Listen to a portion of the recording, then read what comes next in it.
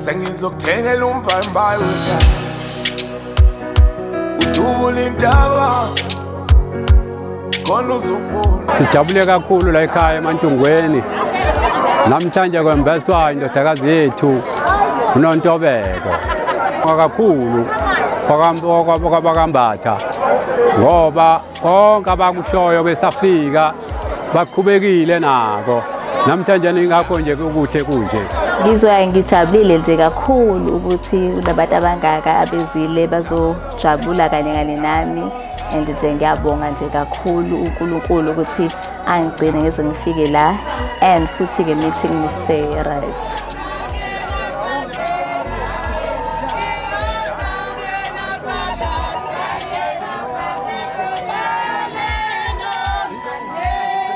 Usuku lolu usuku lokuthi sihlanganisa lisenze siwumndeni.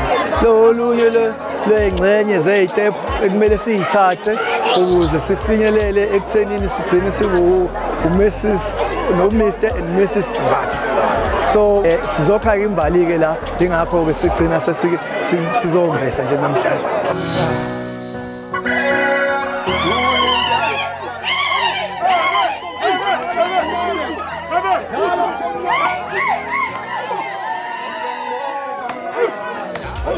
Bonga nje kakhulu kumndodana, sinawumkhwenyana la ekhaya, sinendodana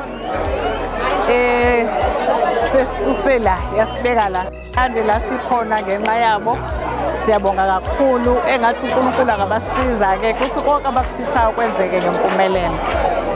Likhulu kabi leli gadi. Umuntu mangabe ezothatha leli gadi kubalulekile ukuthi acabange kakhulu. Ngambuza nje ukuthi usucabangile kahle. Hayi, basho impela ukuthi sicabange kahle. Nomkhwenyana futhi siyamthemba. Ukuhle nje konke. Sifuna kube kuhle. The relationship between the two families is very important. As much as we honor the claim and all that, but umshado is something that is really sacred and sincere, and it's between not just Urini no Nontobeko, but it's between two families.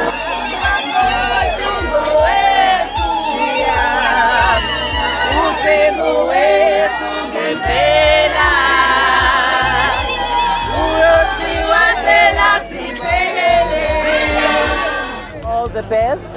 I mean, uNonto is such a lovely young lady, and nje ufana negama lakhe, she's sweet, uthobekile, and more importantly ke kubalekile ukuthi my brother is happy. He looks happy, he seems happy, he's smiling. Uyambona nje ukuthi ngathi nje ay whipped.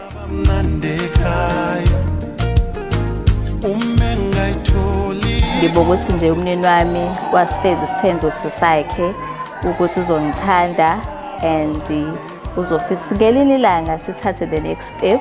Uzothi kuwe mama uNontobeko ngicela ukuthi lokho kube ukuthi sign etshengisayo ukuthi ukuzimisela ngawo konke esikwenzayo, ukuzimisela ngothando lwethu.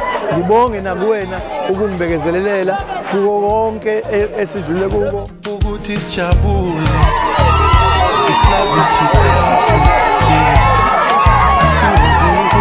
ukuthi kufika umuntu ezamukwenza into ongayenzi wena. Hayi uzosona. Ngibonge nokuthi inhlonipho ongipha yona, ngibonge nanokuthi izeluleko ozithola kubazali uyazenza. Ngibonge nanokuthi umndeni wasekhaya uyawuhlonipha, uwuthatha njengomndeni wakho. Ngithi bokwenza ukuthi ngibone ukuthi uma ngithatha umakoti wami impela.